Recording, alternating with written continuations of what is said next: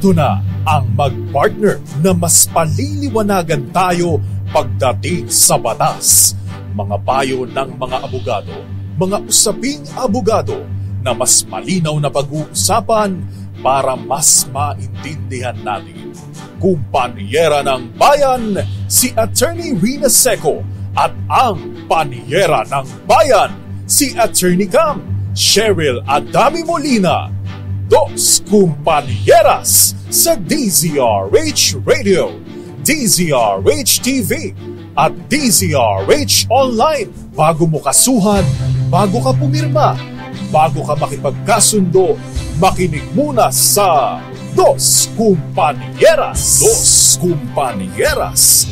Magandang gabi Pilipinas, ito po ang programang Dos Kumpanyeras at kami po ang inyong mga nakakasama tonight, ang mga panyera ng bayan. Ako po si Attorney Rina Seco. Ako po si Attorney Cam. Tuloy-tuloy sa pagbabalita. Tuloy-tuloy sa serbisyo. Sama-sama tayo, Pilipino. Dos Kumpanyeras. Magandang gabi po sa inyong lahat, Luzon, Visayas at Mindanao. Magandang gabi sa iyo, Attorney Cam. Magandang gabi sa iyo, Panyera. Biglang humina ang boses Papapasweet lang tayo ngayon. Maganda po ang ating talakayan tonight, no? May patungkol or kaugnayan sa right of way. Na common, Attorney Cam, dahil syempre tayo naman ay may mga kapitbahayan at common na problema ito kung lalong-lalo na hindi magkasundo ang mga magkakapitbahay.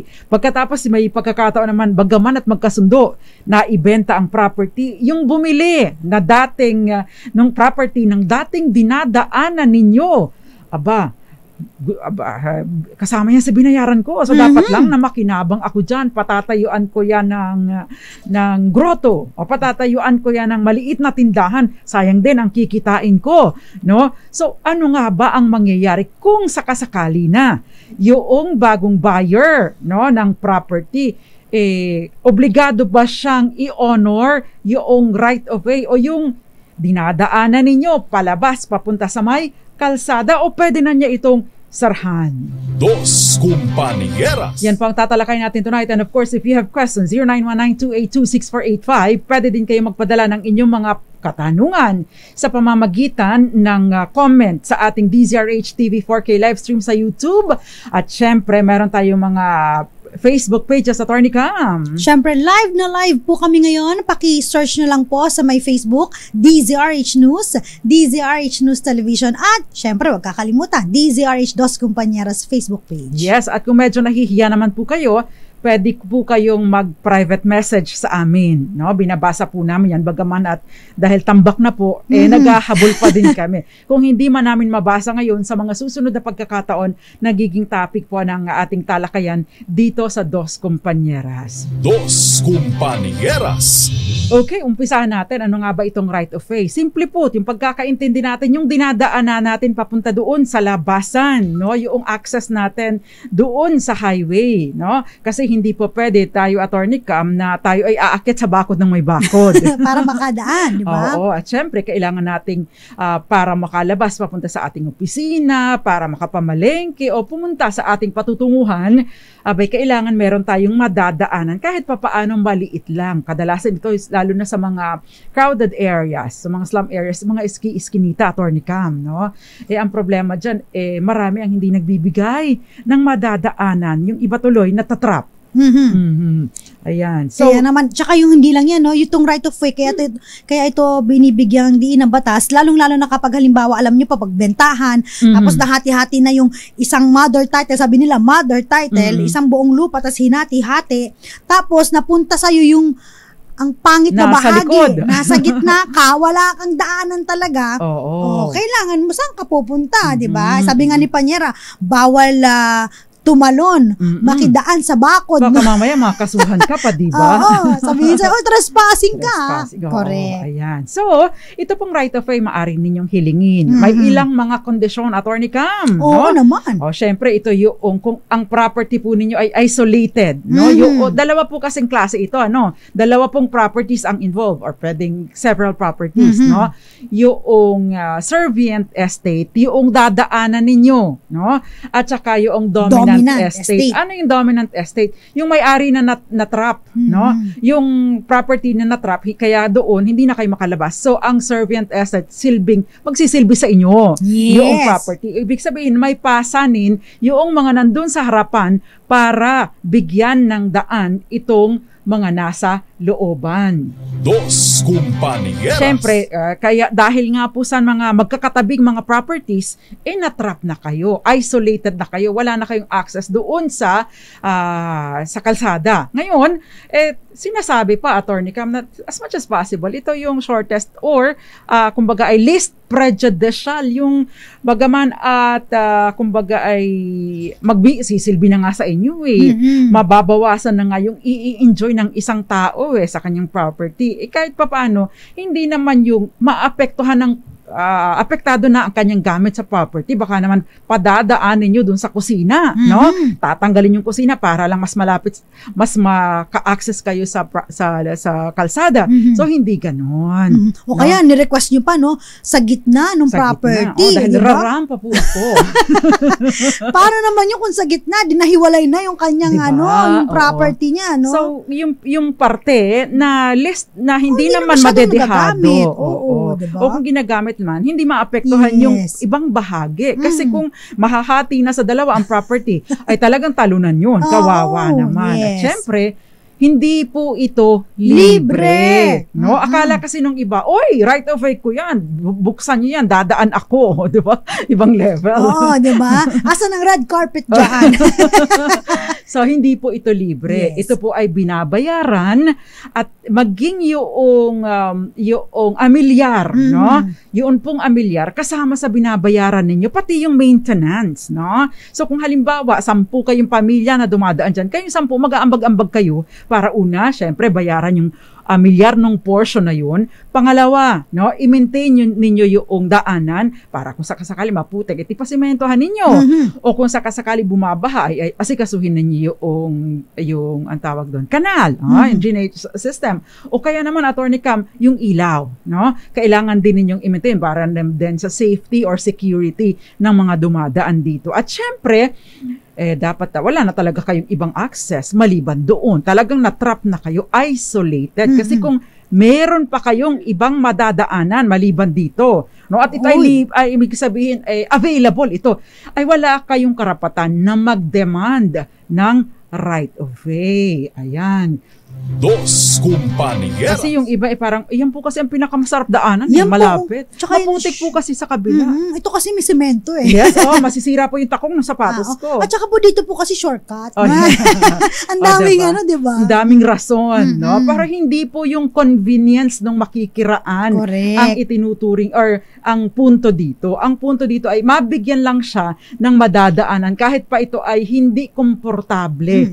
And if you want to make yourself comfortable, ipaayos mo, diba? Kasi kung halimbawa, no, itong lote na to na dadaanan mo, putik-putikan, tapos gusto mo si Servant Estate, ay pakilagyan po ng mga bato-bato, kailangan po meron diyang mga tipak-tipak na mga simento para makadaan ako, ganun. Hindi po. Kayo po nadadaan, no, ay nagbigay na nga kayo ng pasanin doon sa property ng iba, kayo pa ang may ganang mag-demand na maging komportable ang inyong pagdaan, hindi po ito ganito. So, hindi po ito libre. Yan. Dos Compañeras. Pero take note po na yung bagaman at nagbabayad kayo, silbing renta or danyos lamang ito, no? Hindi po ito equivalent sa paglilipat ng titulo.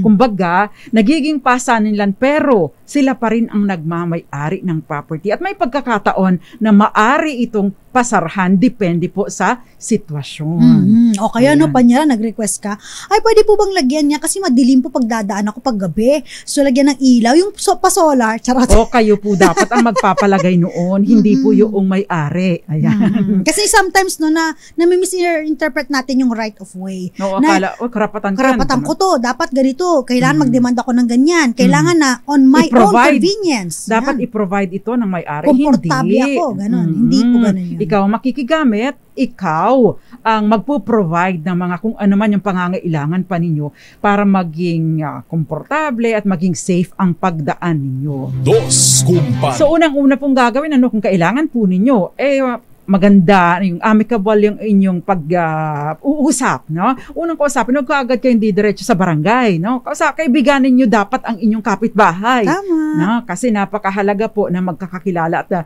na maayos ang inyong relationship kasi wala kayong choice eh, no? Hindi nyo naman mapipili ang kapitbahay nyo. No? Parang pamilya lang din, no? Wala kayong choice. Dahil kapag ka po may problema, kayo din ang magmamalasakitan. At syempre, dapat po ay kumbaga dinadaan sa mabuting usapan. Pero kung nag-fail, saka kayo pupunta, na mag-uumpisa sa legal action.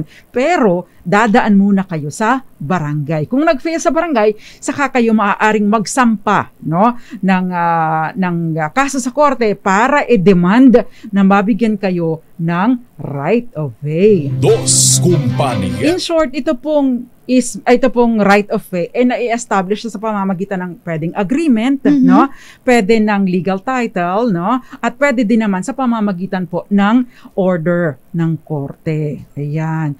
Yung pong legal title, ibig po sabihin doon, naka-inscribe, naka-annotate po doon sa title. Ibig sabihin, talagang pasanin niya at established, malinaw sa dokumento doon sa title ng property owner na ito, may right of way ang property na ito. Naka-specify po ito doon. Dos Kumpanya. At meron pa tayong DZRH Malakas promo question, Attorney Cam, sa ating DZRH Malakas promo question. Para sa ating DZRH Malakas promo, sa mga gustong sumali, true or false lang tayo ha. Ayan.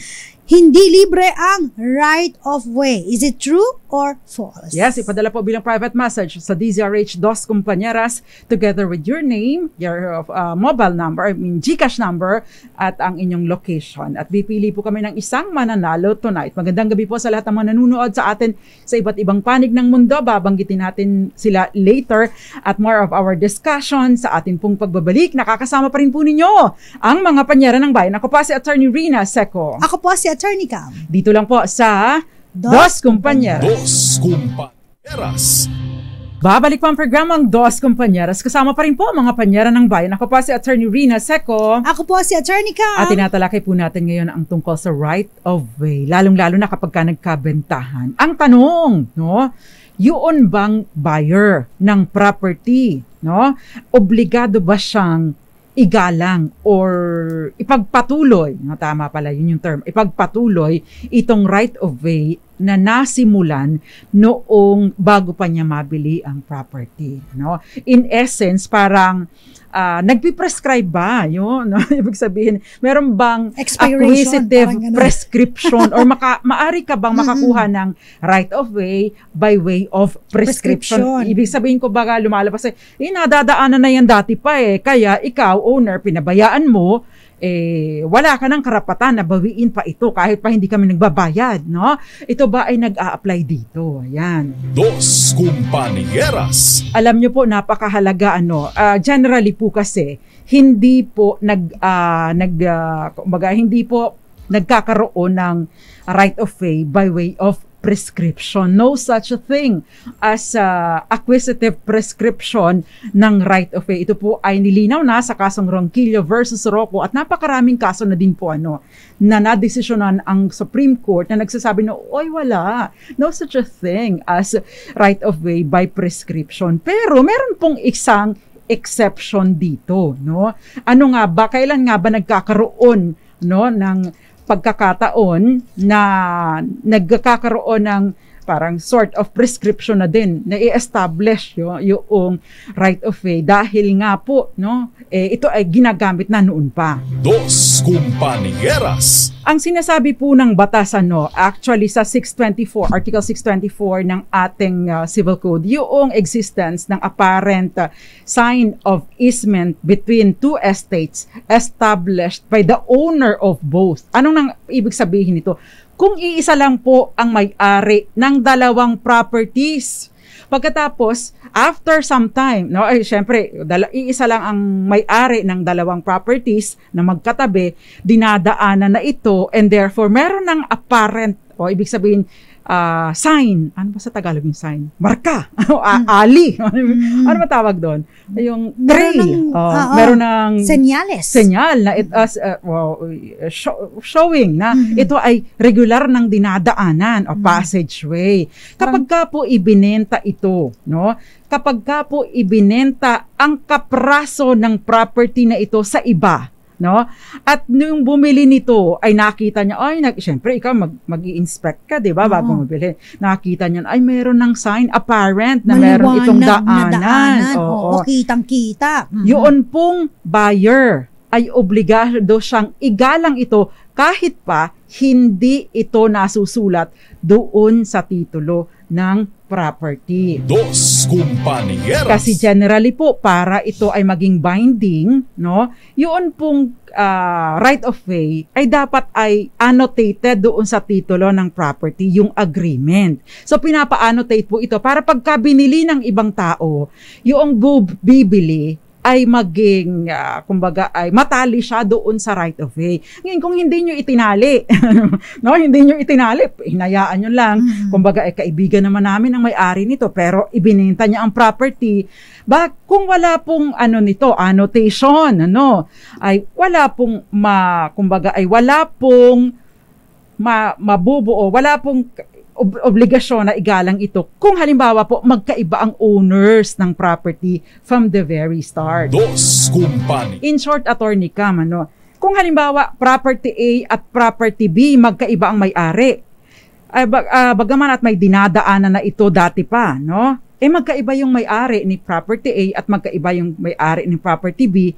Si property B, for example, ay ibinenta niya kay C yung property. Yun bang daanan na na-establish dun sa property ni B ay magpapatuloy. Kung wala pong nasusulat doon sa kanilang titulo, ibig pong sabihin, pwede niyang isara ang property, no? Pwede niyang bakuran ito, maliban na lamang kung kayo idudulog po at magdidemand kayo at eventually, papayag kayo or kung hindi man kayo pumayag, may desisyon ang korte na nagbibigay sa inyo ng right of way. Pero kung wala pong ganito, may karapatan siyang sarahan ang property. Ibang usapan kung ang may-ari ng property A at property B ay si Juan lamang, no? Pagkatapos hinati niya ito, pero bago pa ito hatiin, meron ng daanan na siya na mismo ang gumawa nito. Pero yung property B ibinenta ni Juan kay Pedro, no? Kapag bili ni Pedro at nakita niya na ay may daanan na dito, obligado po si Pedro na igalang ang right of way na ito. Dos Compañeras. Ayan. So dyan po pumapasok. Ito po yung kasong spouses Rudy Fernandez, hindi po yung artista ito ha. At Cristeta Aquino versus spouses Delphine. This is a 2021 case. Ayan. So malinaw po na mananaig lamang yung right of way kahit pa hindi, no, magpapatuloy lang yung right of way kahit pa hindi ito rehistrado, kahit walang desisyon ang korte, kung iisa po ang pinag-ugatan ng property at meron pong apparent, merong obvious na daanan doon bago pa nabili ng bagong owner. Dos Compañeras. Ayan, so malinaw na po ito. Pwede rin po ninyong i-check ang Locsin versus Climaco at napakarami pa pong mga kaso patungkol dito. Pero kapag ka po magkaibang owner from the start, wala pong issue. Pwedeng isara. At kung gusto nyo magkaroon ng daanan, makiusuyo kayo, pumunta kayo sa barangay o kaya pumunta kayo sa korte at magbayad kayo. Ayan. So yun lang naman yun, bayad talaga yung pinaka-importante doon At speaking of right of way, no, yung mga national roads natin, no, yan po kadalasan na exercise ng eminent domain, ito rin po ay isang klase ng right of way ng gobyerno. Kapag halimbawa po nag-e-expand po, road expansion, tinatamaan yung mga bahay na malapit po sa minsan nakalagay naman sa titulo na pag medyo malapit pag nasa highway ang inyong yung property ninyo, ayan. So meron pong right of way ang gobyerno na up to 60 meters. Dati ito, doon sa Commonwealth Act 1 for 1 ay 20 meters lamang. Pero hinabaan na po ito. By the way, kapag ka po nasa ganyang sitwasyon ang inyong property, kapag nakuha ninyo ang titulos, ang property via CLOA, o kaya naman po ay patent,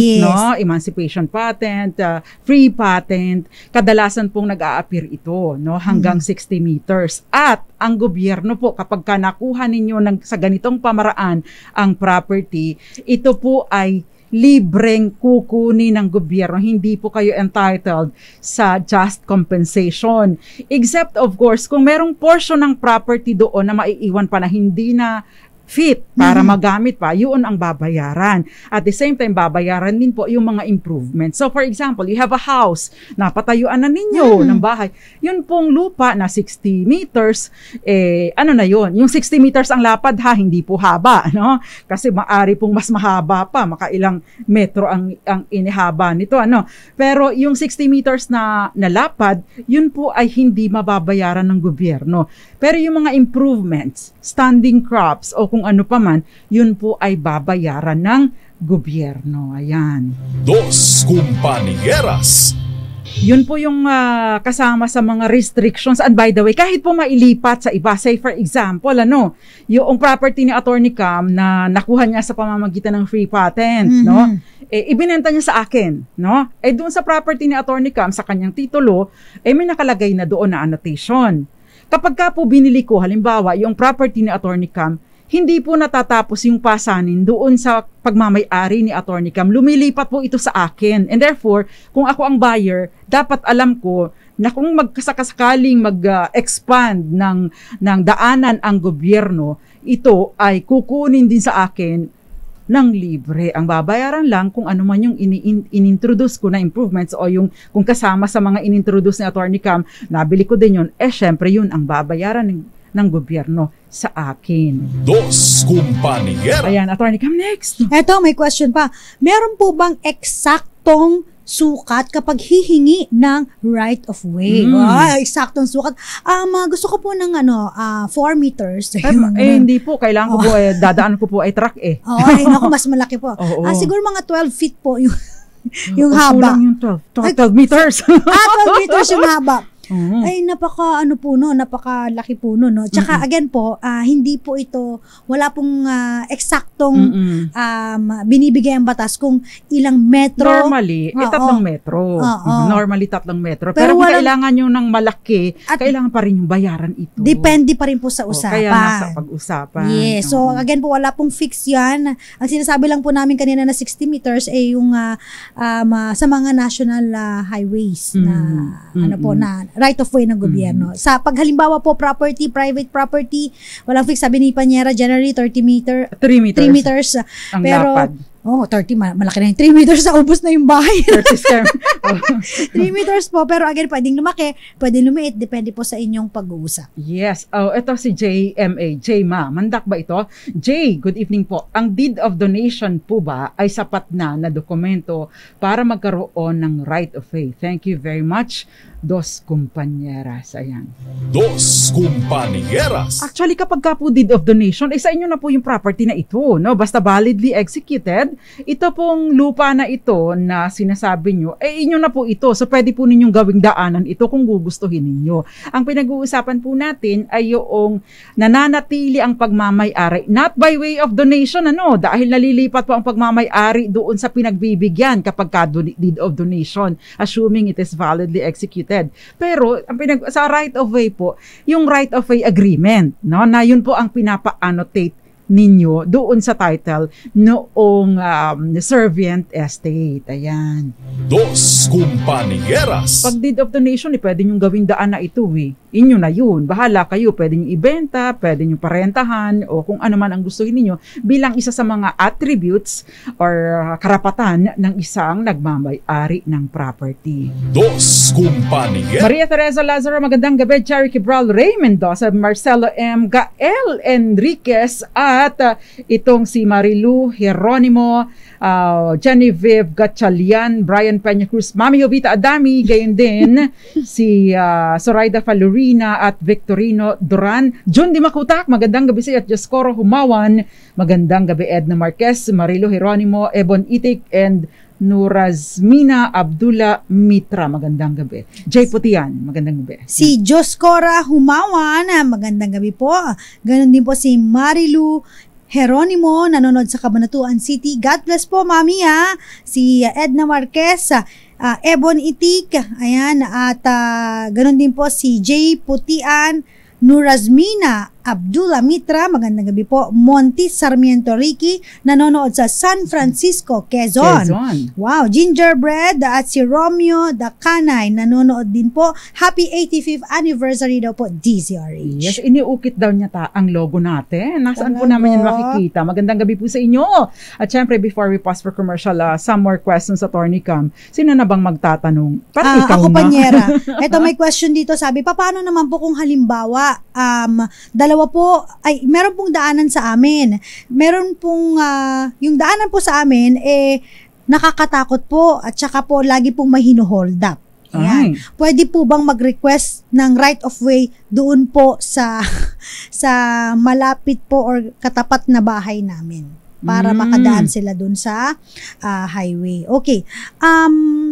Yung rason po na it is difficult o kaya dangerous to use yung inyong daanan, hindi po sapat, no, para mabigyan kayo ng right of way. Again po, kung halimbawa dangerous yan o kaya naman po may mga sabi nyo nga, nanako na nag-snatch dyan, might as well kailangan reported yan sa barangay at pailawan, ganun po, so, no? So, solusyon ay yung security, added security, or police visibility, or rondahan ng tanod. Correct. No. Hindi po siya sapat na rason para ikaw ay mag-request na bigyan ka ng sariling daanan dun sa hindi masyadong dangerous. Dun sa less dangerous. Less dangerous. Yan. May kantang ganun. Ano ba kanta yung Panyera? It's a little bit dangerous. Okay, Roxette yan. Hindi ko alam. Hilo Campo, Maricor Angeles, Tita Ami Miraflor Garcia, Eduardo Narvaez, kayo din. Magandang gabi. Manuel Nonato, Eva Duques, at Brian Peña Cruz. Yeah. Pahabol din ako, Luis Buizera ng taga Talavera, Raul Destacamento, Henry, Sines Arimando, Lucia, Florida. Happy birthday daw kay Inday Cañete. Ram Kaligdan ng Baguio City. Magandang gabi po. Nes Arimado ng Legazpi City, Albay. At si Noel Bangayan. Thank you so much. Ito, Attorney Cam, si Bener. Nakabili po ako ng lupa na pinagtayuan ng maliit na bahay, pero lupa na ito ay binenta ng mga magkakapatid. Dati po itong farm lot na hinati-hati. Ngayon, lahat po nabenta na at kanya-kanya ng bakod. Wala na pong madaanan ang mga nasa looban. Ano po kaya ang pwede namin gawin? Dos Kumpanyera. Yan po ang danger ng rollots. Alam niyo bakit? Kasi pinagbabawal po kasi ang rollots bakit kanyo? Kasi pag rollots lang, kumbaga ay isang malaking tipak ng lupain, hinahati-hati, sinasubdivide, pagkatapos ibibenta sa iba. Kasi kapag ka po magpo-provide or gagawa ka ng isang subdivision like area, obligado po na ilang porsyento gagawing park. Mandatory po ito na kapag gagawa ng subdivision, merong portion para sa park, merong provision ng daanan para sa road network, merong provision para sa tawag doon patubig, pakuryente, at kanal, drainage system, at iba't iba pang mga dapat na amenities na available, hindi not necessarily ano ba tawag doon, swimming pool, hindi siguro hindi naman po ito requirement, pero yung specific na daanan, kailangan po itong nasusunod. Palagay ko, Bener, wala kang title. Palagay ko, nahihirapang ibigay yung title ng property mo. Bakit kanyo? Kasi para po makapaglagay ng isang subdivision, kailangan ng license or permit, ang tawag ng Attorney Cam, permit doon sa license to sell pala. License to sell or permit from the DHSUD, no? So, ibig pong sabihin, mahihirapan ka din. Isumbong po ninyo doon sa, anong tawag doon? Sa DHSUD para po mag-negotiate or to i-assist kayo na ma-providean kada parte, kada after 1 or 2 houses, magbigay ng daanan. Kasi obligasyon po ng may-ari na mag-provide ng daanan para sa mga buyers ng kanyang property. Dos Kumpanya. So dudulog po kayo sa barangay at dumulog para magpa-assist na din po kayo doon sa DHSUD para dumulog po kayo bilang isang community. Kasi obligasyon po ng may-ari na mag-provide. Kaya lang kasi Attorney Cam, kapag ka naibenta na lahat, mahirap na problema na ito, di ba? Trap na talaga kayo lahat. Kaya wag po ninyong papatusin yung yung rollouts. Tingnan po muna ninyo yung subdivision plan. Otherwise, baka po matrap talaga kayo. Ay mahirap pong pasanin. Yung mahirap pong, malaki pong problema kung kayo ay para kayo nagpapatintero kung saan kayo dadaan. Dos Kumpanya. Anyway, Larry Tago, magandang gabi. And of course, Maria Teresa Lazaro, Attorney Cam, para sa ating DZRH Malakas Promo question. Para sa mga gustong sumali po at manalo ng 500 pesos, ngayong gabi ang ating Malakas online question. Sagutin lamang po true or false. Hindi libre ang right of way. Is it true or is it false? Ipadala po bilang private message sa amin at syempre with your name, your Gcash number at kung nasaan kayo. At magbabalik pa po ang programang Dos Compañeras. Ilan po muna mga paalala. Kami pa rin po inyong mga nakakasama. Ako po si Attorney Rina Seco. Ako po si Attorney Cam. Dito lang po sa Dos Compañeras. Dos Kumpañeras.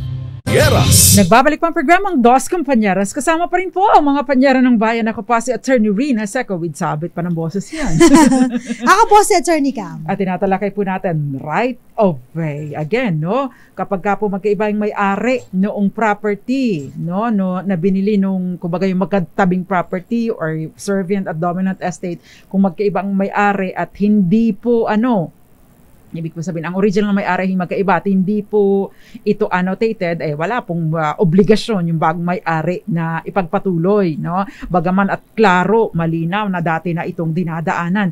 Pero kung nag-originate ito sa nag-iisang may-ari at ibinenta lang yung kapraso, yung nakabili ng kapraso, bagaman at hindi po annotated, no? Basta po apparent yung right of way doon o dati na dinadaanan, ay obligado siya na i-honor at ipagpatuloy ito. Dos Kumpanya. Ayan, merong question dito, Attorney Cam. Sabi ni Caberos Melvin, paano po kung fresh na kalsada tapos dinaanan ang lupa, babayaran po ba ng gobyerno? Abay, opo, no? For as long as hindi po ito doon napapasok sa mga easement or ibig sabihin right of way na annotated sa inyong titulo, no? Kung ito ay pagmamay-ari na ninyong matagal, hindi ito nagfo-fall doon sa mga restrictions, no, na nakasaad doon sa Commonwealth Act 141, maganda pong gawin po ninyo, tingnan po ninyo yung title, no? Kung may nakalagay doon na CA 141, ay pasok po ito. Yung 60 meters na lapad, hindi na po ito mababayaran. Ang babayaran lang po ay yung anong tawag doon? Yung improvements dito. Yan. Next, Attorney Cam. Ito, paano po yan kung halimbawa po, no? Kami po yung dominant estate, nasa gitna po kami. Tapos ayaw po magbigay nung servient estate o yung hinihilingan po namin na sana ay mabigyan kami ng daanan. Ano po ba ang dapat namin gawin? May karapatan po ba silang tumanggi? Ayan. So kung sa karapatan po na tumanggi, kung halimbawa po kayo po talaga ay trap, no, yung sinasabi ni Panyara, kayo po ay na-trap kasi bumili kayo ng property rollouts, na-trap ka, no? Again po, karapatan nyo po na hilingin yung right of way at hindi po pwedeng hindi sila magbigay ng right of way. Basta wala nang ibang access. Yes. Ang sinasabi lang po ng batas, meron lang pong limitasyon ang inyong kahilingan na mapagbigyan kayo, na mabigyan ng daanan. Yun nga yung binanggit namin kanina na again, hindi po ito libre, may bayad po ito. At least prejudicial, hindi naman yung nakakasira naman doon sa hihingan nyo po ng right of way. Yung pinakamaliit, kaunting pinsala lang. Yes. So ang sinasabi kasi po, lahat naman makakapinsala, yan ibabawasan binabawasan yung lupa, di ba? Correct. So again po, hindi sa may karapatan siya na tumanggi. Wala po kasi po as long as napoprovide po o mapoprovide natin yung mga kondisyon dun sa limitation ng inyong right of way, pwede po kayong makahingi ng daanan. Yes, magandang gabi sa iyo, Hil Ocampo, Mirna de la Cruz, Sandy Tomol, Tita Ami Miraflor Garcia, at maraming iba pa. Ito, Attorney Cam. Yung kapitbahay po namin, sabi ni Juliet, ito muna, babasahin ko lang. You cannot use right of way for convenience. Natutunan ko po ito sa inyo. Thank you. Okay. Thank you din. Kapitbahay po namin, ito si Julie. Kapitbahay po namin, sumugod sa bahay. Kasi nagbakod kami. Kasi po yung aso at pusa nila doon dumudumi sa amin. Saka po, gilid kasi kami ng kalsada. Kaya para sa safety na din ng mga bata namin na naglalaro, pinabakura na namin. Ang nangyari, sumugod sila, ang kapitbahay, at nagagalit. Bakit daw namin binakuran ang right of way nila samantalang nagbigay kami ng 3 metro na daanan para sa mga tao. Ayan. Dos Compañeras. Yun po bang inyong 3 metro pinababayaran nyo? Kung hindi, ang bait nyo. Pero actually, kung hindi naman established ito, I mean, hindi ito annotated. Kasi take note po, meron pong dalawang uri ng easement pagdating ang right of way. Ito yung tinatawag natin na continuous at saka yung discontinuous. Yun pong daanan ng tao, no? Yan po ay hindi siya continuous, discontinuous po ito. Ibig sabihin right of way lang kapag may dumadaan. Ang continuous o mga dike, kanal, ayan, continuous, tuloy-tuloy ang gamit nito. Pero yung daanan ng tao, ito po ay itinuturing na discontinuous, and therefore pwede itong isara anytime, no? Kung hindi naman ito established or kung hindi ito annotated, hindi ito ipinag-utos ng korte o kaya wala kayong kasunduan to that effect. Dos Compañeras. Ito pong, actually mabait sila, nagbigay sila ng 3 metro. May karapatan po kayo sa gamit ng inyong property. Tama na, nagbigay kayo ng portion. Ang maganda po dyan, since pina-establish na ninyo na binigay ninyo ito as right of way, pwede po itong ipa-annotate or papabayaran po ninyo sa kanila yung amilyar ng portion na yun. Alangan namang ginagamit nila, kayo nagbabayad, diba? Ang swerte din naman nila. Yan. Ito last na lang, Panyera. Pwede ko po bang bilhin if ever yung right of way na gusto kong hilingin doon po sa kapitbahay namin? Yes po, kung pumayag po na ibenta yung inyong, kasi sabi nga namin hindi po ito libre. For your own convenience, sabi natin meron kang babayaran, pero kung halimbawa nag-decide ka na gusto mong bilhin at sinabi mo dun sa iyong kapitbahay and then pumayag siya, sabi niya, sige, benta na lang namin tong portion na to na yung dinadaanan mo. O di, pwede po magkabentahan. Wala naman pong problema. Walang naglilimit sa inyo at walang nagpo-prohibit kung gusto nyo pong magkabentahan ng lupa. Yes. No problem ito about kasi it. Basa sa batay. Pumapasok po yung batas kapag ka po nagkakagipitan. Pero wala pong problema kung kayo ay magkakasunduan. Yes. No? Tsaka lang po mag-a-apply. No? In fact, ini-encourage po namin kayo na pag-usapan ninyo bago kayo mag-resort sa mga legal-legal. Tama. Bakit? Malaking problema pag dumulog pa kayo sa korte. Dos Compañeras. Kahit po ba walang titulo at puro rights lang po ang nagpapasara ng daan, okay lang po ba yan? Basta ayaw lang magpadaan. Okay. Kung kahit pa walang titulo, kung sila ang nagmamay-ari, kasi may pagkakataon, Attorney Cam, na wala silang physical na wala silang title, unregistered ang land, pero they have been there. Ibig sabihin, sila yung nagmamay-ari nito ever since, no? Kulang lang sila sa katibayan, pero they have been paying the the amilyar. And also, other than that, sila pa ang may possession sa property. May karapatan po sila dito na isara dahil bilang may-ari, karapatan po nila ito. Pero kung meron pong established na right of way, by the way, kung halimbawa po unregistered ang land, doon po, yun pong inyong kasunduan as to right of way, pwede po ninyong ipa-annotate doon sa tax declaration. Dos Compañeras. Ay, ang bilis ng oras, Attorney Cam. Ano ba yan? Basa mo nga. Angelita Tuico, magandang gabi muna sa iyo. Eto na para sa ating DZRH Malacash online promo. Sa mga gusto pang humabol, makakahabol pa ba kayo? Eto na, true or false? Hindi libre ang right of way. Anong sagot? True! Siyempre, hindi ito libre. Ito ay may bayad. Dos Compañeras. So, the answer is True! Walang sasagot ng false, ha? Kasi marami sa atin na sana'y libre ang right of way. Pero hindi po talaga ito libre. Congratulations sa iyo. Ang sagot niya, true. Taga saan ka ba? Taga Barangay Dolores, Taytay, Rizal. Congratulations, Chico Asay. Matatanggap mo iyong 500 pesos sa mga susunod na araw. Dos Compañeras. Banji Lubao, gayon din Marlon Pascual at maraming iba pa at nagpapa-shoutout mga taga, sino ba ito? Mga taga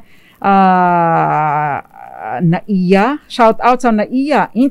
Ninoy Aquino International Airport. Jaime Agustin, magandang gabi. Montes, Sarmiento, Ricky, at maraming iba pa.